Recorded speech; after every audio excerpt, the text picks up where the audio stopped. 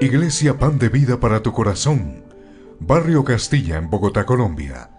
Calle Octava bis A, número 7735, segundo piso. Sitio web www.pandevidaparatucorazon.com.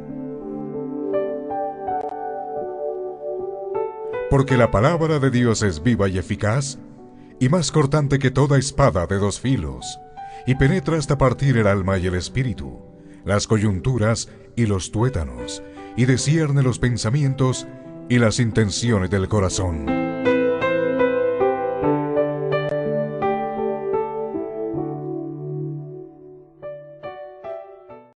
Capítulo 5, versículos 6 al 8. El pasaje es el amor de Dios, el amor de Dios. Así que busquemos y continuemos con el desarrollo de esta carta del apóstol Pablo a los romanos. ¿Lo tenemos? Romanos 5, 6, 8. Bueno, vamos a leer entonces la palabra de Dios. Dice así: porque Cristo, cuando aún éramos débiles, a su tiempo murió por los impíos. Ciertamente apenas morirá alguno por un justo, con todo pudiera ser que alguno osara morir por el bueno. Mas Dios muestra su amor para con nosotros, en que siendo aún pecadores, Cristo murió por nosotros. Vamos a orar. Bendito Dios, Padre Celestial, te damos gracias, Señor, por permitirnos reunirnos en el nombre de tu Hijo, Señor Jesucristo.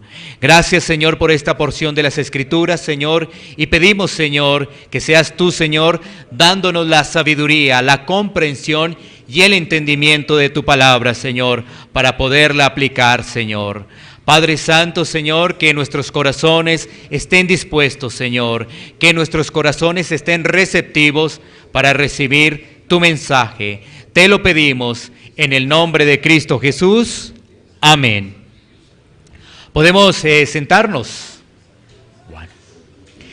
Continuamos entonces con esta carta del apóstol Pablo a los romanos. Y bueno, vale la pena que abordemos algo del capítulo 5, lo que hemos desarrollado los anteriores domingos. Y el capítulo 5 inicia con los resultados, con los beneficios de la justificación. Así inicia este capítulo 5, ya vamos en el versículo 6 al 8. Por ejemplo, los resultados, los beneficios de estar justificados. El versículo 1 nos dice algo supremamente importante, ¿no? Que vimos hace 15 días. ¿Qué fue lo que vimos? La paz. Paz para con Dios. Porque el ser humano sin Dios es enemigo de Dios. Está en guerra con Dios. Cuando no está Dios en nuestra vida, ¿qué somos? Enemigos de Dios. Tenemos enemistad con Dios. Ese es un primer resultado de la justificación. Otro resultado que también vimos hace 15 días es que tenemos entrada a esa gracia, tenemos entrada al trono de la gracia de Dios, es decir, ahora estamos confiados que cuando hablamos con Dios en la oración, Él está con nosotros. Él está con nosotros, estamos confiados. Nuestras oraciones, cuando son bíblicas, cuando son conforme a la voluntad de Dios, Él está con nosotros, Él nos está escuchando. Muy interesante esto. Y también vimos hace 15 días que nos gloriamos en la esperanza de la gloria de Dios. Es decir, en una eternidad, en algo que nos está esperando a cada uno de los que hemos sido justificados por la fe en Jesucristo. Nos estamos gloriando en ello. Hay una esperanza. ¿Cuál es esa esperanza? La eternidad con Cristo. Y hace 8 días, nuestro hermano Ricardo, que compartió la palabra, nos habló de que hay otra cosa también en que gloriarnos, y es en las tribulaciones. En las tribulaciones. Y las tribulaciones tienen un propósito. Las pruebas tienen un propósito. ¿Cuál es ese propósito en el creyente? La paciencia. Mira, todo en el Señor tiene un propósito. Cuando vienen las pruebas, pues es algo que a nosotros no es que nos guste de a mucho, pero ¿sabes qué? La palabra nos dice que esa tribulación produce en nosotros paciencia. O sea que esa prueba es necesaria, esa tribulación es necesaria para producir en cada uno de nosotros, ¿qué? Paciencia, paciencia. Bueno, esos son esos resultados de la justificación. Aún en la prueba nos debemos gloriar, porque sabemos que Dios está trabajando en nosotros, porque sabemos que en medio de esa dificultad Dios está con nosotros, porque se está desarrollando en nosotros paciencia, paciencia. Bueno, muy bien. Y ahora llegamos a los versículos que vamos a desarrollar en esta mañana, ¿no? Entonces, versículos 6 al 8. ¿Qué vamos a mirar en estos 3 versículos? Vamos a mirar 2 puntos. Vamos a mirar las características de los débiles y el amor de Dios. Eso es lo que vamos a mirar. Las características de los débiles y el amor de Dios. Vamos a volver a leer Romanos capítulo 5, versículo 6. Entonces, miremos allí en nuestras Biblias y leamos. Dice, porque Cristo, cuando aún éramos débiles, a su tiempo murió por los impíos. Bueno, el apóstol Pablo ahora nos está mostrando el amor de Dios. Y para poder comprender el amor de Dios, es importante mirar la situación, el estado de los débiles.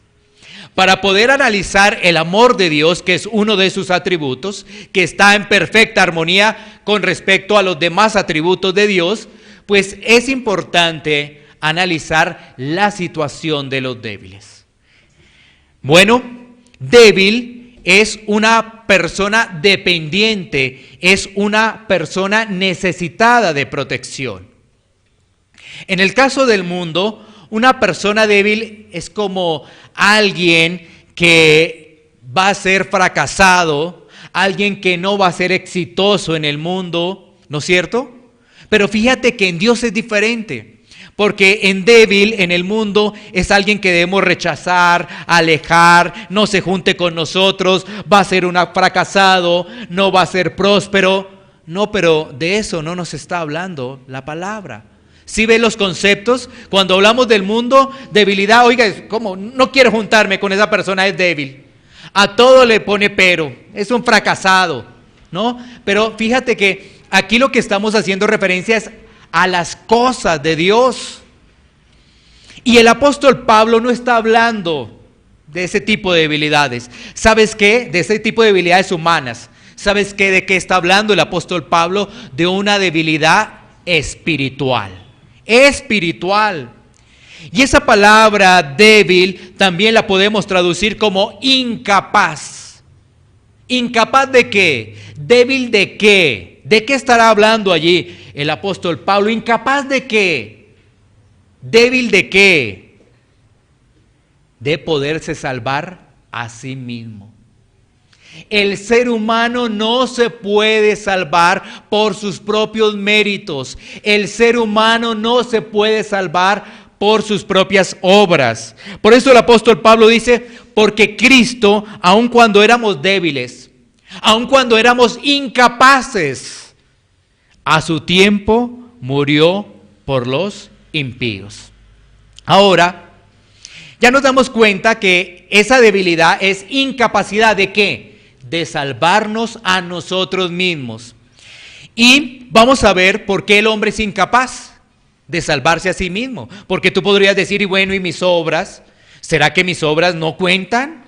¿Será que lo que yo hago no cuenta para mi salvación? El día que me presente ante Dios, ¿esas obras no van a contar para mi salvación? Bueno, vamos a mirar 5 puntos bíblicos precisamente de por qué el hombre es incapaz, por qué el hombre es débil o incapaz de salvarse a sí mismo. 5 puntos. Y vamos a mirar 5 pasajes también. El primero está en Efesios capítulo 2, versículo 1.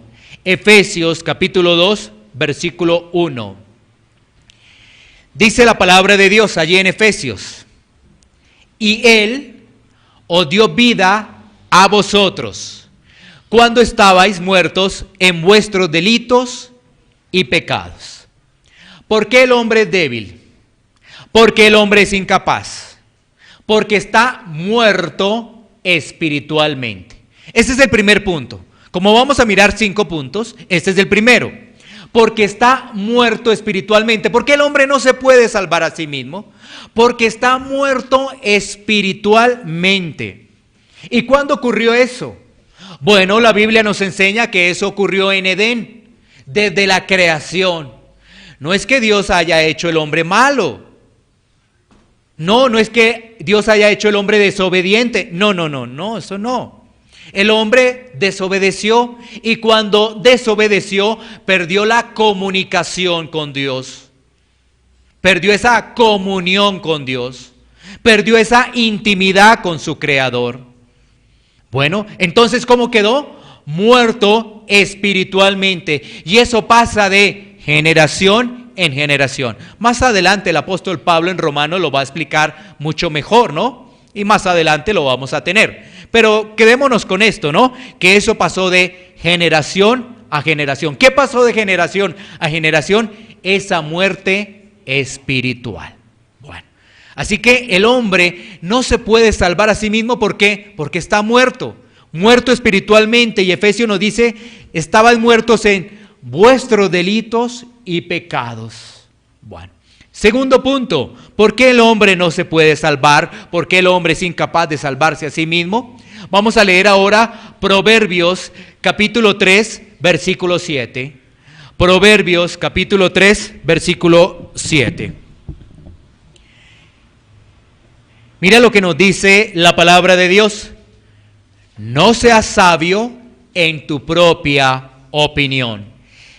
Teme a Jehová y apártate del mal. Eso es lo que nos dice la palabra. Entonces, ¿cuál es ese segundo punto? ¿Por qué el hombre no se puede salvar a sí mismo? Porque el hombre natural es sabio en su propia opinión. O sea, el hombre tiene las religiones para poderse salvar. Entonces, esa es su sabiduría. Y el hombre piensa que con sus buenas obras se va a salvar, cuando la Biblia dice todo lo contrario.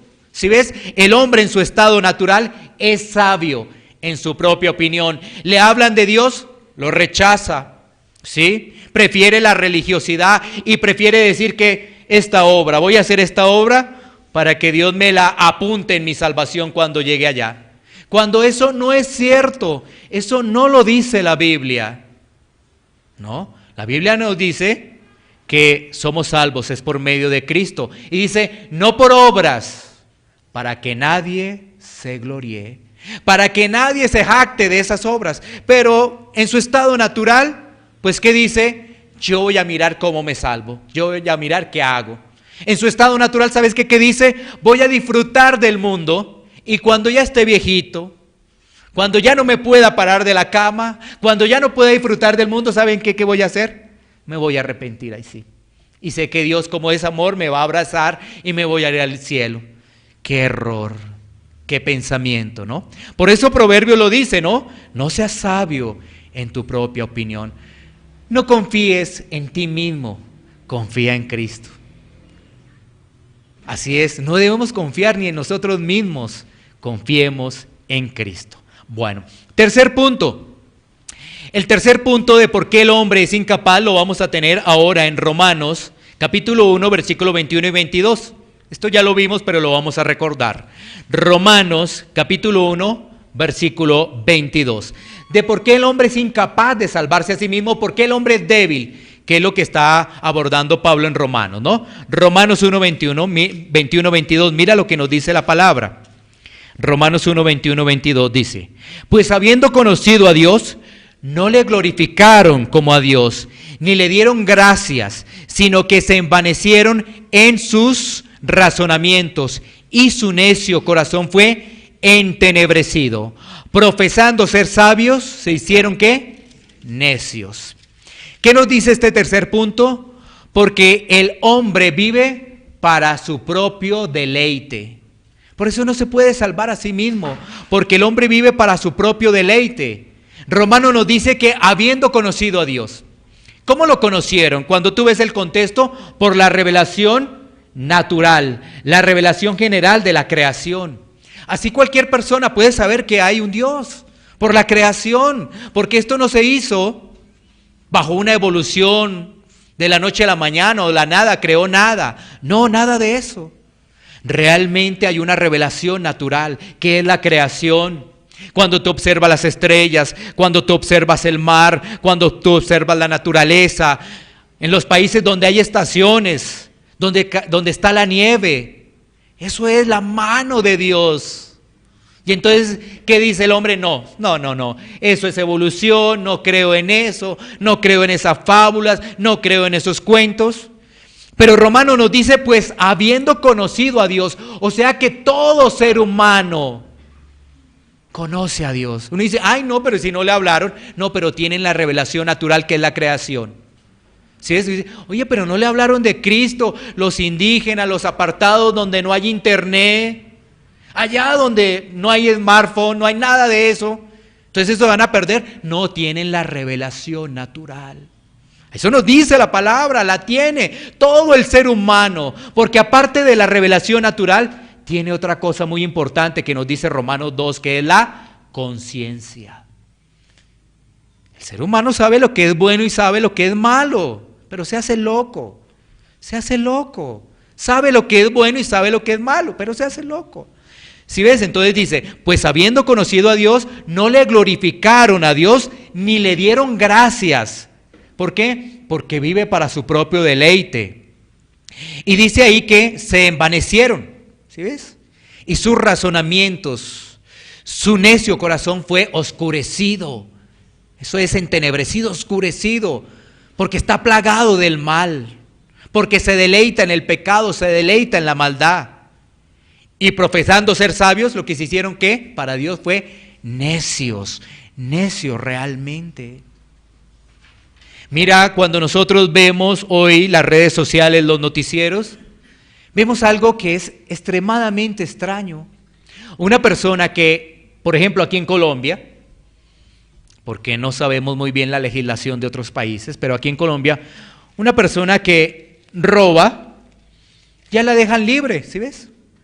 Y antes puede estar uno en problemas si de pronto va y la golpea a esa persona, porque ese ladrón lo puede uno denunciar. ¿Sí ves? Las cosas cambiaron. Ahí está. ¿Por qué cambiaron? Ahí lo dice Romanos capítulo 1, versículos 21 y 22. Por eso cambiaron.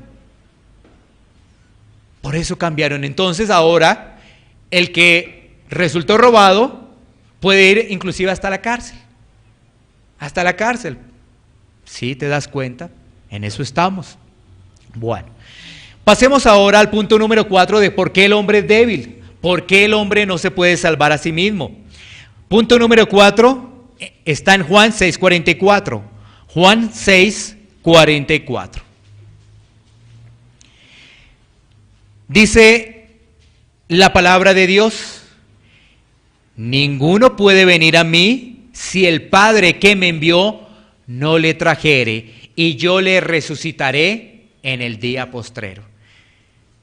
¿Qué quiere decir este punto número 4? Ninguno puede venir a Cristo si no es enviado por el Padre. Mira este punto tan interesante. Ninguno puede llegar a Cristo si no es enviado por el Padre. ¿Sí? Algo que nosotros debemos analizar es lo siguiente. ¿Qué dicen los seres humanos? Los seres humanos dicen, yo busco a Dios. Los seres humanos dicen, por eso di el ejemplo anterior, ¿no? Esa persona que yo quiero disfrutar de la vida, yo quiero gozarme de este mundo y ya cuando esté viejito, yo busco a Dios. Es que eso no es cierto, porque la Biblia dice que no hay quien busque a Dios. Eso es lo que dice. La Biblia dice que no hay ninguno justo. Así que esos son engaños del hombre, de un corazón pervertido cuando dice que denme un tiempito. Dejen que pase unos años y ahí sí yo voy a buscar a Dios. Yo sí creo que Dios existe, sí. Y yo ya que me prepare un poco mejor, yo lo voy a buscar a Él. Esto sucede por una mala enseñanza. Esto sucede por malos ejemplos que se dan para poder explicar el Evangelio. Todo esto sucede. Pero mira, cuando llegamos a un pasaje como Juan, capítulo 6, versículo 44, y tú tienes la Biblia, porque tú traes la Biblia, la traes por escrito o aún la tienes en tu teléfono, y tú lees este pasaje, entonces, ¿tú cómo lo interpretas? ¿Será que tú sí vas a buscar a Dios? ¿Será que tú eres el primero que da el paso porque tú amas a Dios y después Dios entonces te dice, como tú llegaste, ven, te voy a abrazar? Ay, mi angelito, ven, te voy a abrazar. ¿Tú crees que eso es así? ¿O cómo tú interpretas Juan 6, 44? Estas son palabras de Cristo. El que está hablando ahí en Juan 6 es directamente Cristo. Dice, ninguno puede venir a mí, o sea, ninguno puede venir a Cristo si el Padre que me envió no lo trajere. ¿Y qué dice? Y ahí Cristo dice, hago mi obra y yo lo resucitaré en el día postrero. O sea que no hay ser humano que busque a Dios. No hay ser humano que diga, es que yo amé primero a Dios. No, todo eso es mentira. Mentira porque lo dice la palabra, no porque lo diga un hombre. Lo dice la palabra de Dios. Y esto nos está hablando de que Dios tiene todo bajo control. Dios ha planeado todo. ¿Sí? Dios lo ha hecho todo. Y entonces, Dios es el que hace la obra. Dios es el que llama al pecador. Y lo lleva a Cristo. Para que Cristo, quien derramó su sangre en la cruz, lo resucite en el día postrero. Si ves, no hay obra del hombre. ¿De quién es la obra? De Dios, de Cristo, así es. Si ves, mira, este pasaje nos está diciendo, no es la obra del hombre. El hombre no se puede salvar. No, yo me quiero salvar. No, no es así. ¿Sabes qué? Yo me quiero salvar. Actitud orgullosa, actitud pedante, actitud soberbia. Yo me quiero salvar. Pero actitud, yo dependo de Cristo, Cristo es mi Salvador. Actitud humilde, actitud mansa. Mira qué diferencia una actitud a la otra. ¿Sí ves? Bueno. Y punto número 5 lo encontramos en Tito 2:14. Tito 2:14.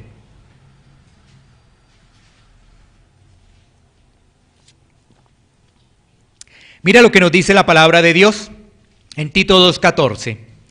Quien se dio a sí mismo por nosotros, para redimirnos de toda iniquidad y purificar para sí un pueblo propio, celoso de buenas obras. El quinto punto nos dice que por estar el hombre en condición de pecado, necesita, para ser aceptado por Dios, necesita un sustituto perfecto. O sea, el quinto punto, porque al estar en condición de pecado el hombre, solo un sustituto perfecto puede salvarlo. Una vez más te repito y lo explicamos. Porque al estar en condición de pecado el hombre, solo un sustituto perfecto puede salvarlo. ¿Quién es ese sustituto perfecto? ¿Quién toma nuestro lugar? Cristo. El sustituto perfecto es Cristo. Por eso dice Tito, quien se dio a sí mismo. ¿Por quién? Por nosotros, por su pueblo, por sus hijos. ¿Para qué? Redimirnos de toda iniquidad, o sea, de todo pecado, y purificar para sí un pueblo propio. Si ves, Él murió por su pueblo. Él murió por su pueblo. Él no murió por todos, Él murió por su pueblo, un pueblo propio. Celoso de buenas obras, dice ahí Tito 2:14. Entonces tenemos ahí los 5 puntos. Hagamos un pequeño resumen para avanzar. ¿Por qué el hombre es débil? Porque está muerto espiritualmente. ¿Por qué el hombre es débil? Porque es sabio en su propia opinión. ¿Por qué el hombre es débil? Porque vive para su propio deleite. ¿Por qué el hombre es débil?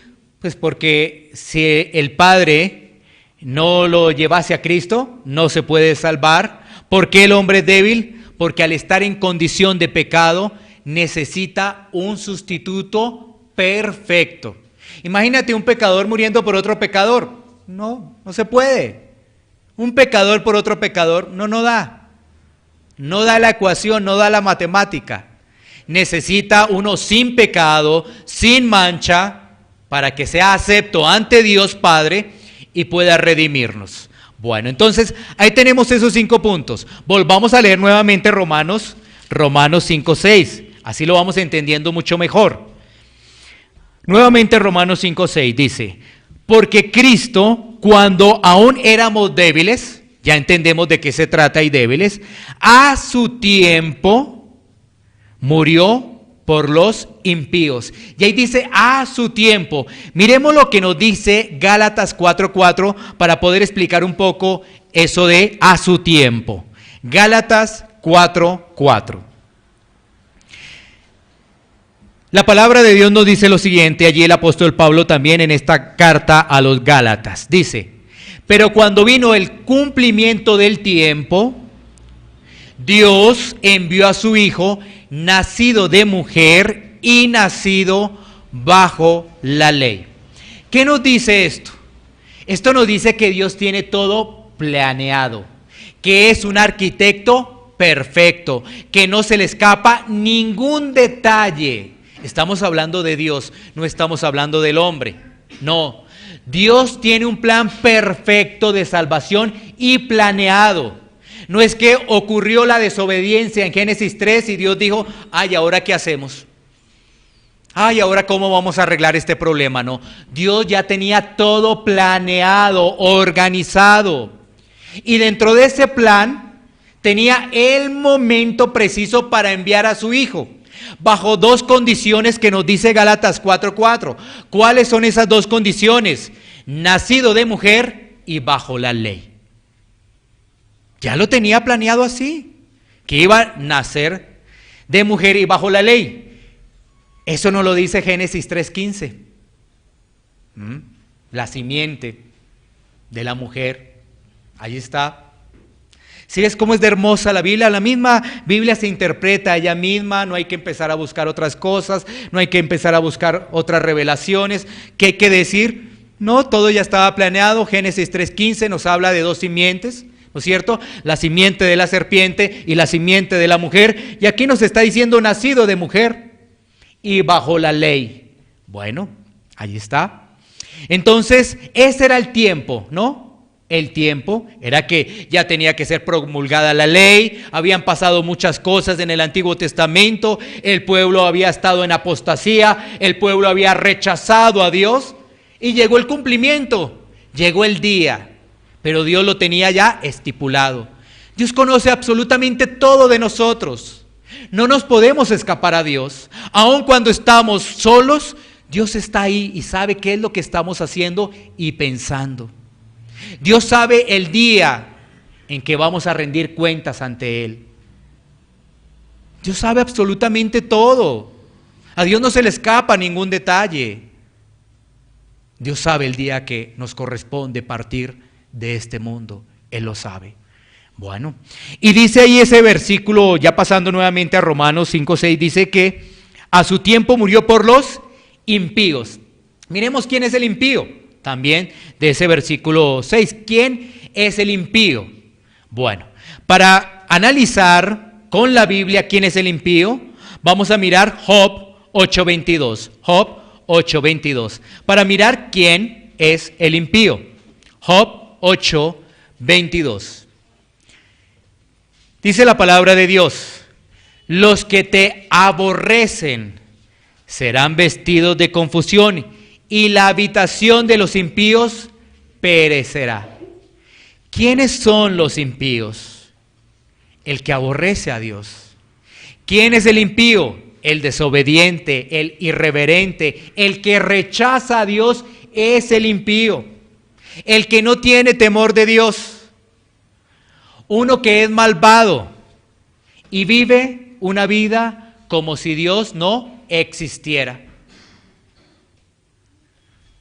Voy a volvértelo a repetir porque aquí los cables como que se nos cruzan, ¿no es cierto? No, esto empieza un poquito como a complicarse. No es fácil esto de entender porque ahí es cuando viene el amor de Dios. Voy a volverte a decir quién es el impío. El impío, bueno, primero dice Job, los que te aborrecen. Ese es el impío. Pero también lo podemos ver quién es el que aborrece: el desobediente, el irreverente, el que rechaza a Dios, el que no tiene temor a Dios. Ese es un malvado. Vive una vida como si Dios no existiera. Y la Biblia dice que por ese murió Cristo. Ahora, ¿sabes qué? Yo te diría que en eso debemos identificarnos cada uno de nosotros. Eso éramos nosotros. Rechazábamos a Dios, desobedientes a Dios, irreverentes a Dios. Vivíamos este mundo como si Dios no existiera. Éramos realmente malvados. ¿Sí? Ahora tú crees, es que hay algo como extraño, ¿no? Que uno lo entiende pero no lo entiende, es decir, lo tiene acá pero no le ha bajado a su corazón. Uno piensa que Cristo murió por los buenos y murió por mí porque yo soy bueno. No es así. Eso no dice la Biblia. ¿Sí ves? Por eso te digo, uno lee la Escritura y le llega acá a su intelecto, pero no le baja a su voluntad, a su corazón. Y entonces uno todavía se cree bueno, ¿sí? Y Cristo murió por mí porque yo soy bueno. Pero no, porque está diciendo que murió por los impíos. ¿Cómo era antes? Yo era un impío, me degustaban el mal. Vivía en todo lo que tenía que ver con pecado. Mira, el impío es una persona que rechaza a Dios en todo y todo lo que hace es malo. Sus obras todas están podridas, están contaminadas por el mal. ¿Sí? Todo lo que piensa, todo lo que hace el impío es malo, todo. Decía en una clase aquí con los hermanos que estamos hablando de la salvación, que todo lo que hace esa persona es malo. Todo, absolutamente, todo. Y aún sus pensamientos y su respirar producen pecado. Y entonces, claro, uno dice, bueno, los pensamientos, ¿y por qué respirar produce pecado? Sí, porque cuando respira no agradece a Dios que el aire proviene de Dios. Es un desagradecido, ¿sí ves? Y eso ya es un pecado. El ser desagradecido, el no darle la gloria a Dios es un pecado, ¿sí ves? Entonces, lo que piensa, aun cuando respira, es pecado para el impío. Todo lo del impío es pecado, todo pensamiento, todo es pecado, acciones, todo es pecado. Y diría una persona, no, pero yo le ayudé a una persona que me pidió, le di algo, le compartí un café, le di un pan y le dije Dios te bendiga. O sea que eso no me cuenta. No, no te cuenta. No te cuenta eso. Porque ninguna obra te va a salvar. No te engañes. Ninguna obra te va a salvar. El único que te salva es ¿quién?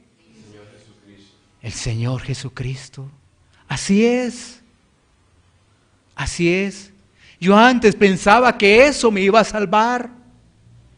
Que el que reza y peca, empata. Entonces, ahí voy, ¿no? Ahí voy.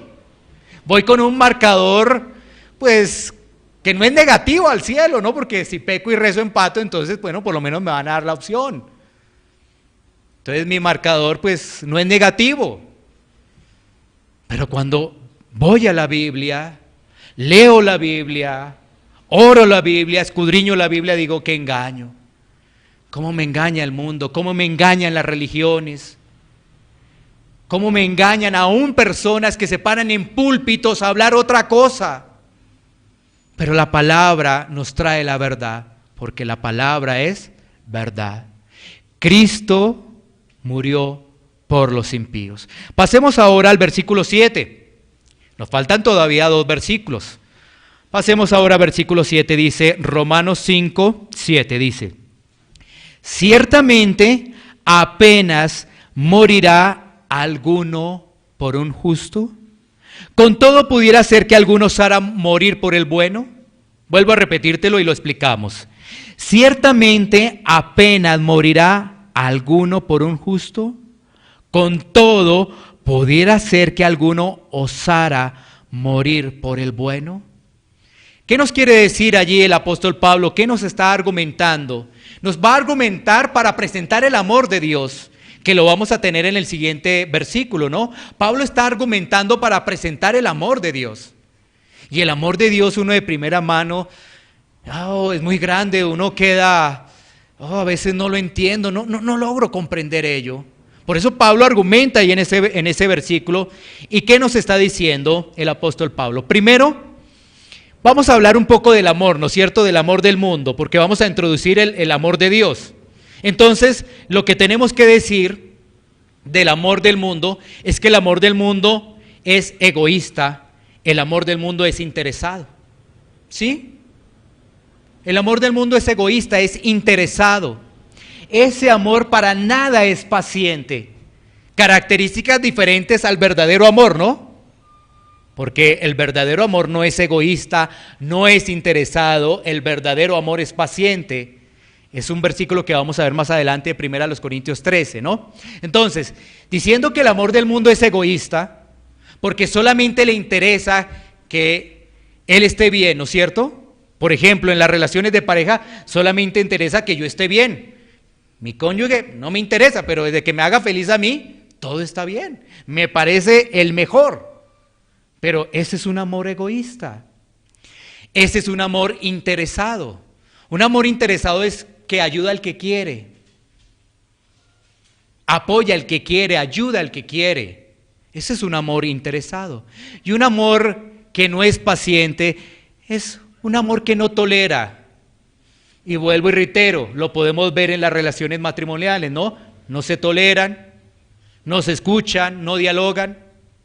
Lo mismo el amor, ¿no? El amor entre que puede existir entre familia, pasa, ¿no? Porque donde se rompen las relaciones es en la familia, ¿sí? Es increíble ver a familias que no se pueden ver, a hermanos que no se pueden ver, ¿sí? Así pasa y es verdad, es increíble, pero es que ese es el amor del mundo. Y cuando está el amor del mundo, pues eso no debería sorprendernos, ¿no? Que entre dos hermanos no se hablen. No debería eso sorprender, porque eso es el mundo.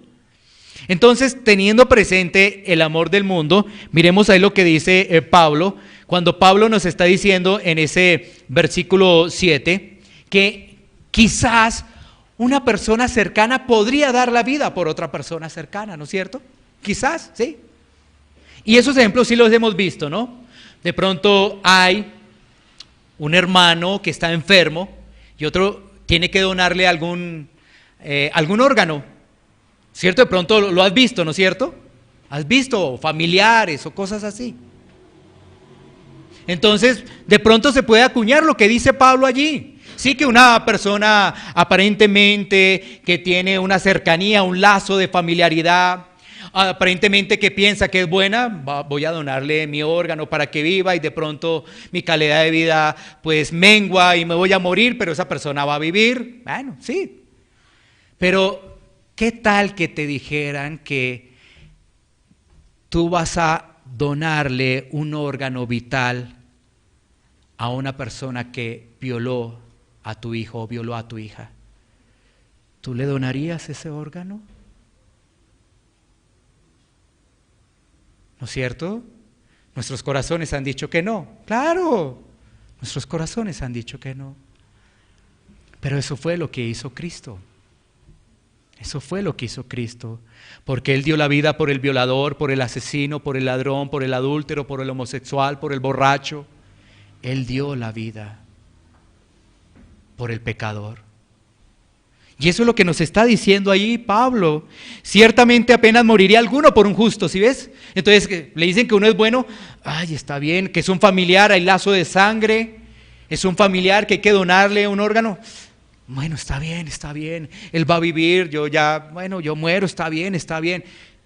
Pero, Con todo pudiera ser que alguno osara morir por el bueno. Y eso que es difícil, pero los casos los hemos visto, vemos en noticieros, casos de misericordia, casos de personas que han donado. Ahora, si esa persona supiera que es un malvado, que es un asesino en serie, no, porque ¿cómo va a hacer eso? ¿No que va a seguir matando a más personas? No. Pero Cristo no murió por el bueno. Cristo no murió por el bueno. Cristo murió por el impío.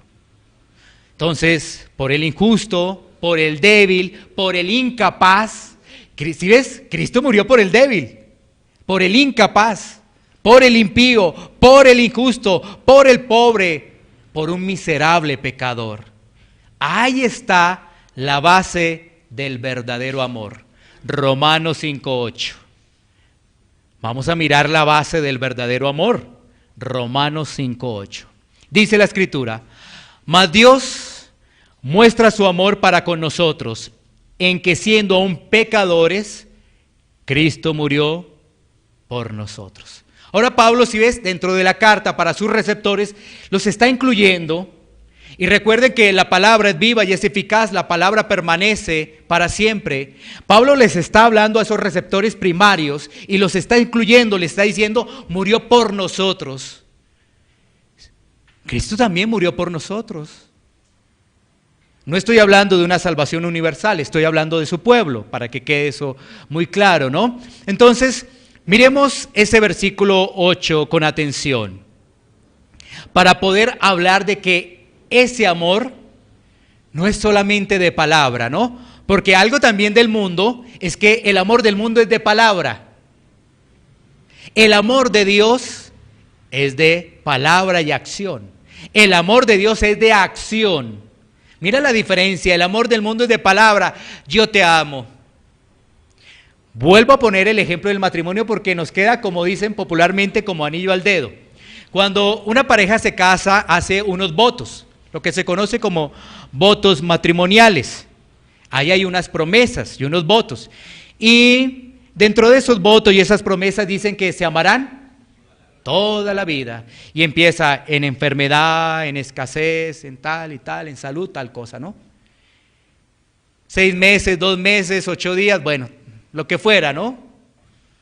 1 año, las peleas, ¿y qué pasó? ¿Qué pasó con eso que se juraron amor eterno? ¿Qué pasó? Las palabras se las llevó el viento porque después se separaron. ¿En qué quedó eso? Ese es el amor del mundo, ¿sí ves? En nada. Y no que el hombre había hecho una promesa. Entonces, ¿dónde quedó la promesa? No, la promesa vale nada. Ya no me lo aguanto. Vale nada esa promesa. ¿Sí ves? ¿En qué quedó? En nada. Ahora, ¿tú crees que eso hace Dios con el pecador? ¿Sí ves que el amor es paciente? ¿Cuánta paciencia tiene el Señor con nosotros? El amor es paciente. Uy, porque si no tuviese paciencia con nosotros, aún son sus hijos. Estamos hablando de hijos, no estamos hablando del que no es hijo, estamos hablando de los hijos. ¿Qué hubiese pasado si él no tuviera paciencia con sus hijos? No estaríamos acá. No estaríamos acá. Pero él tiene paciencia con sus hijos, porque el amor es paciente.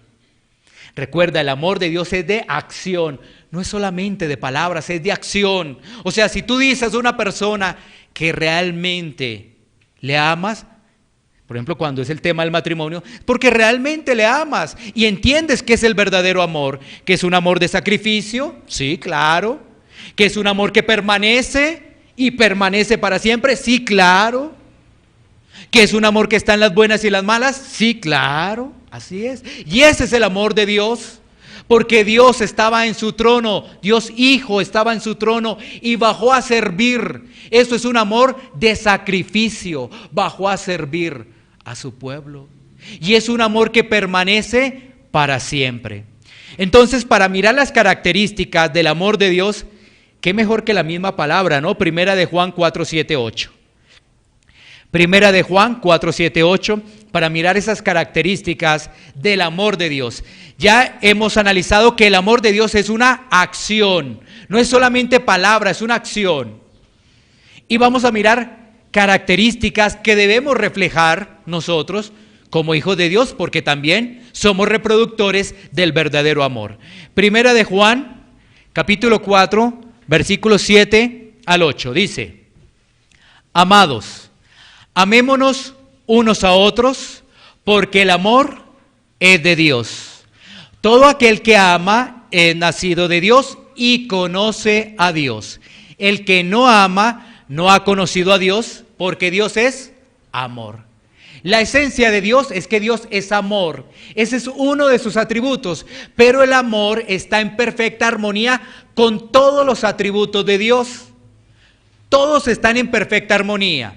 Cuando hablo de amor, todos están en perfecta armonía. Y quiero explicar ello, porque la gente piensa que el mayor atributo de Dios es el amor. No, todos los atributos de Dios están en perfecta armonía, porque si no, la balanza de Dios se descuadra. Entonces, ¿cómo sería un Dios que lleva al cielo a un violador en serie, y ese violador en serie, no se arrepintió? ¿Eso sería justo? La balanza hay que equilibrarla. Todos los atributos de Dios hay que ponerlos en armonía. ¿Ese violador puede ir al cielo si se arrepiente? ¡Claro que sí! Pero si no se arrepiente, ¿a dónde va a parar? Al lago de fuego. Así es. Entonces, si ves que cuando nosotros decimos, no, Dios es amor, tengamos cuidado porque tenemos que equilibrarlos con todos los atributos de Dios. Justicia, verdad, misericordia, atributo de Dios. Imagínate, Dios es verdad, pero si le descuadramos esa balanza y ya no es tan verdad, entonces la palabra de Dios, una parte es verdad y otra no. Quizás todo lo que aparece en la Biblia hay cosas que son mentiras. Si ves, se empieza a descuadrar la balanza.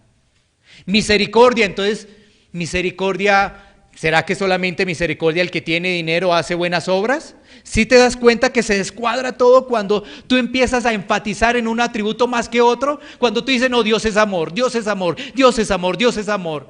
Pero se te olvida de que Dios es justicia, Dios es verdad, Dios es misericordia. ¿Sí? Dios es omnipotente, omnisciente, omnipresente. Todo eso son atributos de Dios. Hay unos atributos que son incomunicables y hay otros atributos que son comunicables. ¿Qué quiere decir comunicables? Que nosotros los podemos reproducir, como el amor. ¿Sí? Dios es amor, nosotros también, si somos hijos de Dios, reproducimos el amor. Es un atributo comunicable. Entonces, miremos lo que nos dice el pasaje de Primera de Juan 4, 7, 8. Dice, ¿qué características vemos ahí? Primero, que el amor es de Dios, o sea que Dios es amor.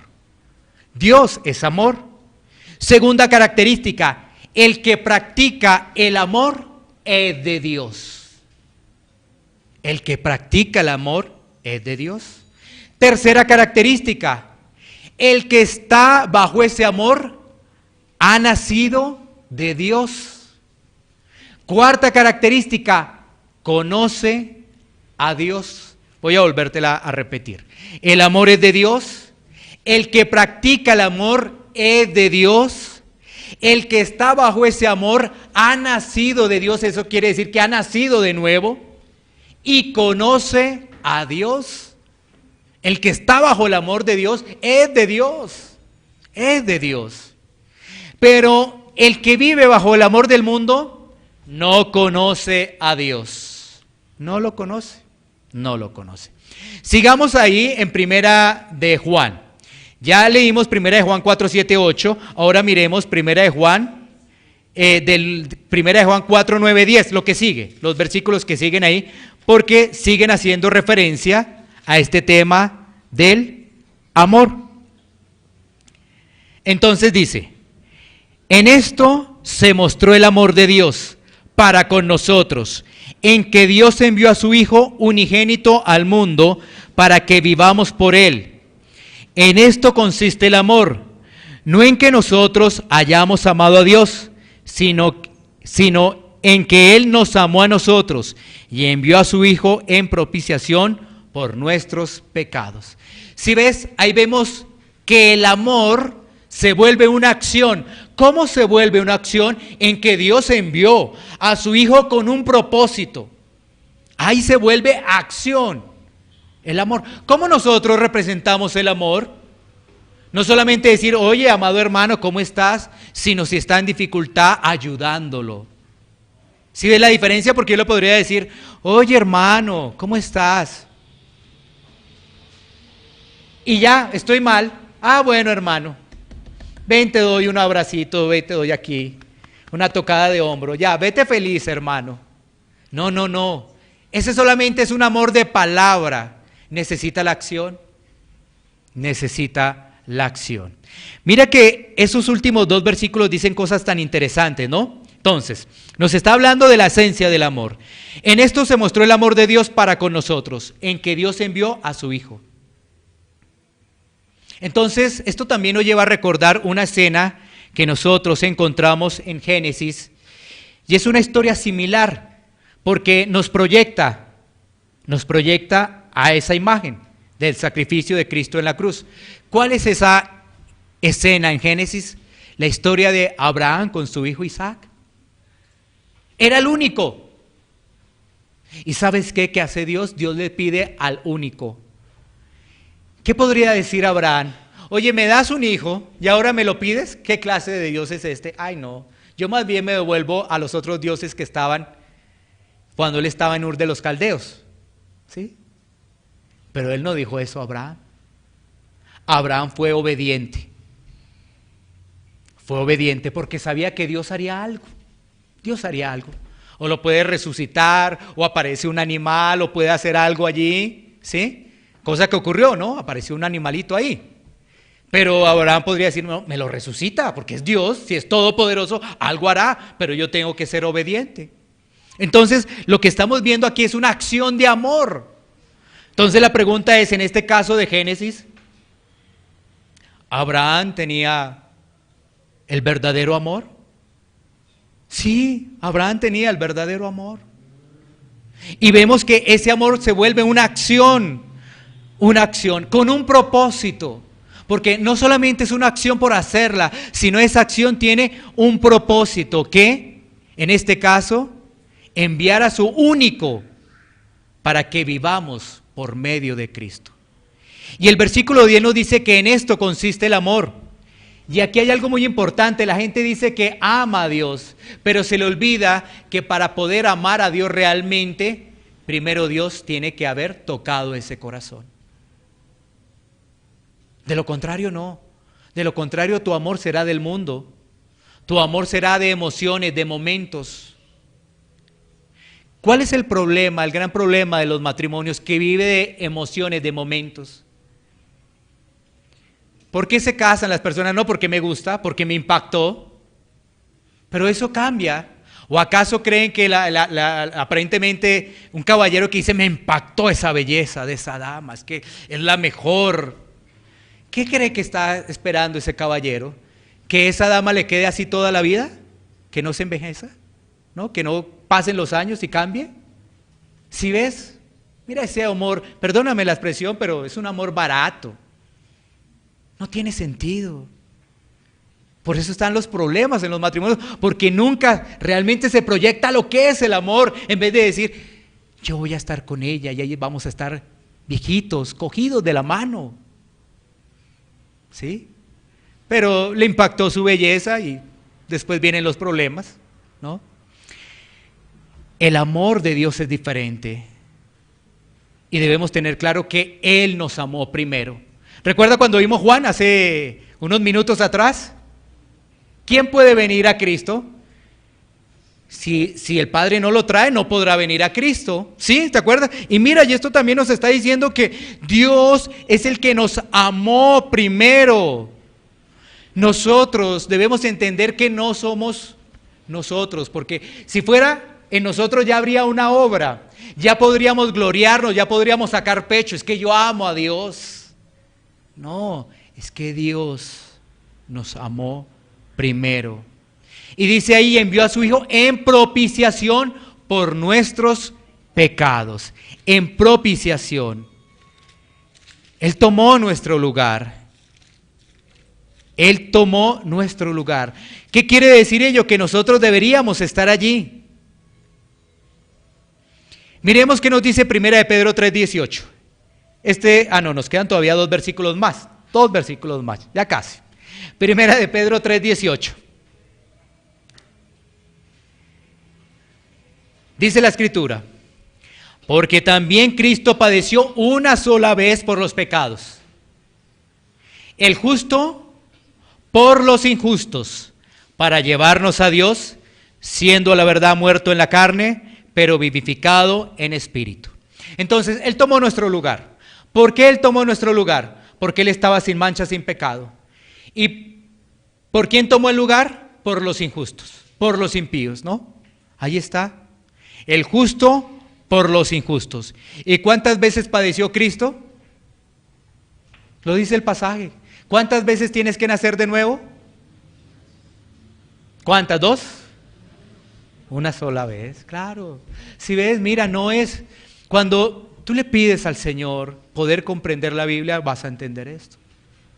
Y esto te va a dar seguridad en tu salvación. ¿Cuántas veces puedes perder la salvación? Entonces, si tengo que nacer una sola vez y eso, no sé, por ahí unas 5 veces que la pierde, la recupero otra vez, o 4, o 3, o 2. Seguridad en la salvación. Pero necesitas que Dios haga una obra para que tú puedas comprender la verdad del Evangelio y el verdadero amor del Evangelio. Así que no es que nosotros tomamos la iniciativa la tomó fue Dios, y tenemos que sacar esos pensamientos del mundo. Dios es el que hizo la obra, Cristo hizo la obra por nosotros. No hay ninguna obra en nosotros. Ese amor trae un galardón muy maravilloso. ¿Qué trae? El perdón de pecados. ¿De cuántos pecados? Ahí es cuando empezamos a dudar, ¿no? ¿Sí ves? ¿De cuántos pecados?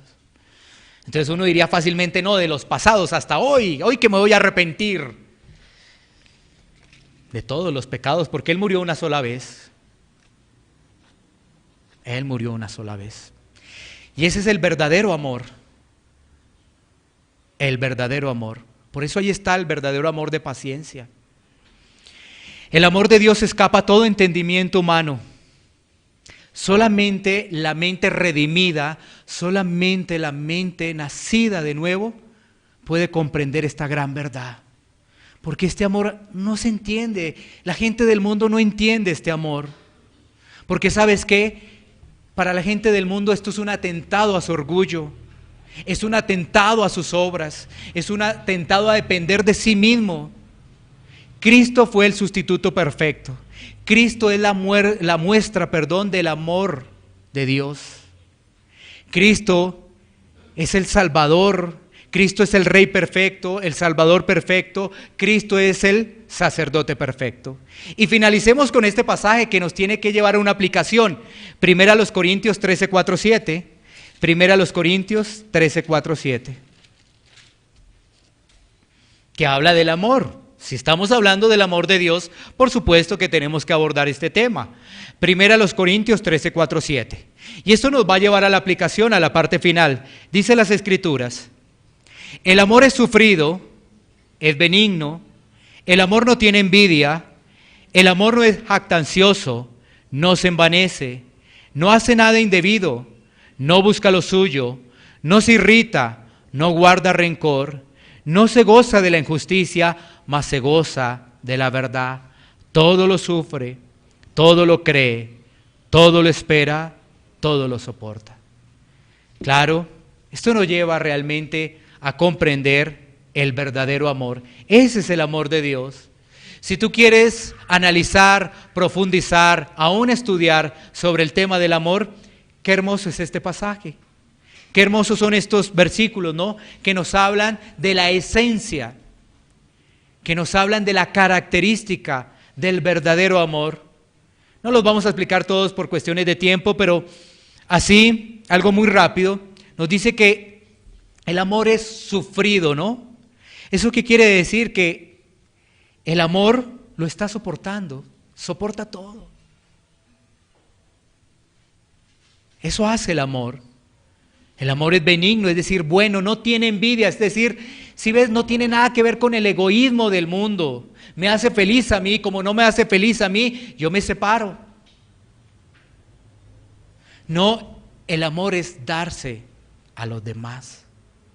El amor es negarnos a nosotros mismos para servir a Dios y servir a los demás. Es negarnos a nuestro yo para servir a Dios, y cuando yo sirvo a Dios, estoy sirviendo a los demás. Y eso es el resumen de lo que nos dice 1 Corintios 13, 4, 7, ¿no? Y sin duda el amor lo sufre, lo soporta, lo cree, lo espera.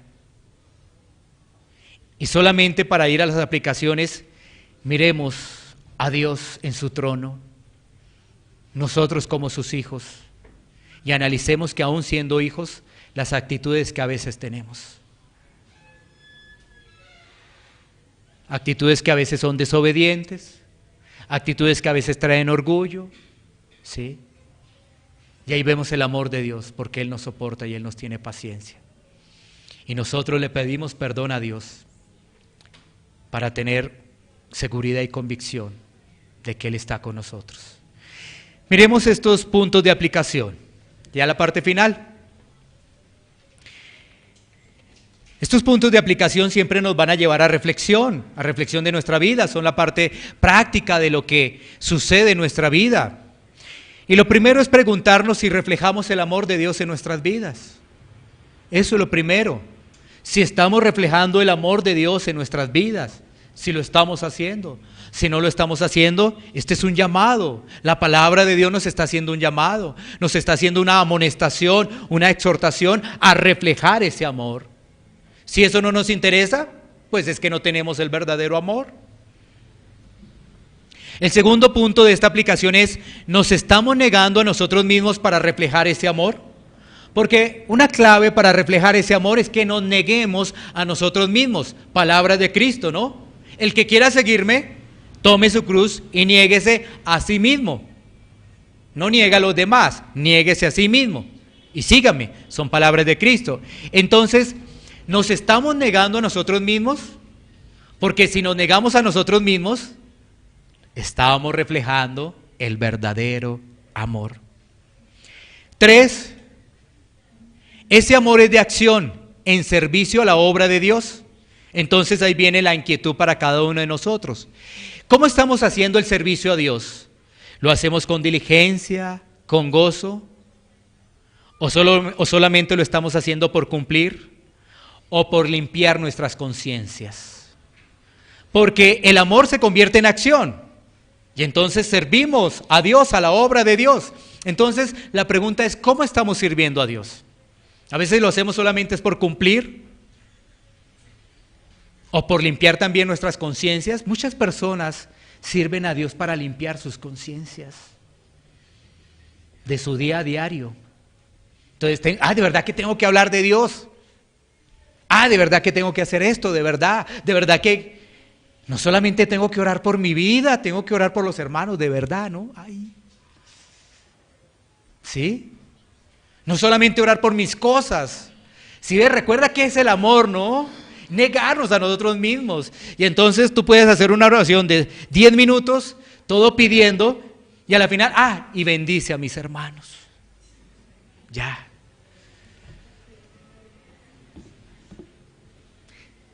Por eso digo el servicio, y el servicio es completo, ¿no? Lo que haces en la iglesia, lo que haces en tu trabajo, lo que haces en familia, ¿cómo lo haces? ¿Realmente lo haces con diligencia, con el amor propio de Dios? Porque recuerda que eso te va a costar. El amor de Dios cuesta. Sí cuesta. Hay que visitar a un enfermo, pues cuesta. Uy, no, pero que vaya otro, pero cuesta, pero Dios, dame un corazón para ir a visitarlo. Cosas inclusive aquí de la congregación, de la obra, ayudar. Yo sé que cuesta hacerlo. Pero necesitamos el verdadero amor para tener la seguridad. Porque si tenemos el verdadero amor, estamos seguros en Cristo. Nada ni nadie nos va a separar de ese verdadero amor, estamos seguros. 4. ¿Nuestras relaciones entre hermanos son con paciencia? Nuestras relaciones entre hermanos son con paciencia, porque es que la palabra de Dios nos dice, el apóstol Pablo dice, soportaos los unos a los otros. Entonces, si no nos soportamos, ¿dónde estamos mostrando el amor? Si no nos soportamos los unos a los otros. Tenemos que tener paciencia. Mira, recuerda, cada uno de nosotros estamos en un proceso. Unos no han nacido de nuevo, otros están como bebés espirituales, otros ya están madurando. Entonces hay que tenernos paciencia. No todos tienen que ser como uno, no. Todos somos diferentes y hay que tener paciencia entre hermanos, tratarnos con paciencia. Y finalmente, comprendemos la gran obra de amor en la cruz. Comprendemos la gran obra de amor en la cruz. Comprendemos que no merecíamos ello. Cuando tú lo comprendes, ¿eso qué cambia tu vida? Mira, hay una gran obra de amor en la cruz. Esa gran obra de amor nos dice que no merecíamos, porque Cristo murió por el impío. Cristo no murió por ningún bueno. Cristo murió por el impío. Ahora eso, ¿cómo cambia tu vida? Ahora que ya tienes esta gran verdad, ¿cómo cambia eso en tu vida? ¿O no hay cambio? ¿Vas a seguir igual? ¿Vas a seguir excusando tu pecado? ¿Vas a seguir con lo mismo?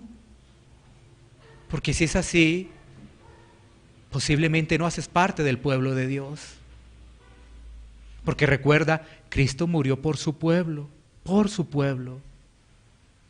Y el saber esta verdad, una gran obra de amor en la cruz, por uno que era malo, injusto, impío, pero por mí murió Cristo. Qué gran obra de amor.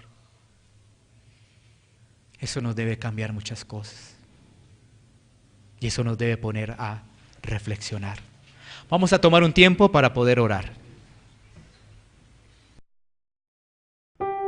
Iglesia Pan de Vida para tu Corazón, Barrio Castilla, en Bogotá, Colombia. Calle Octava bis A, número 7735, segundo piso. Sitio web www.pandevidaparatucorazon.com. Porque la palabra de Dios es viva y eficaz, y más cortante que toda espada de dos filos, y penetra hasta partir el alma y el espíritu, las coyunturas y los tuétanos, y discierne los pensamientos y las intenciones del corazón.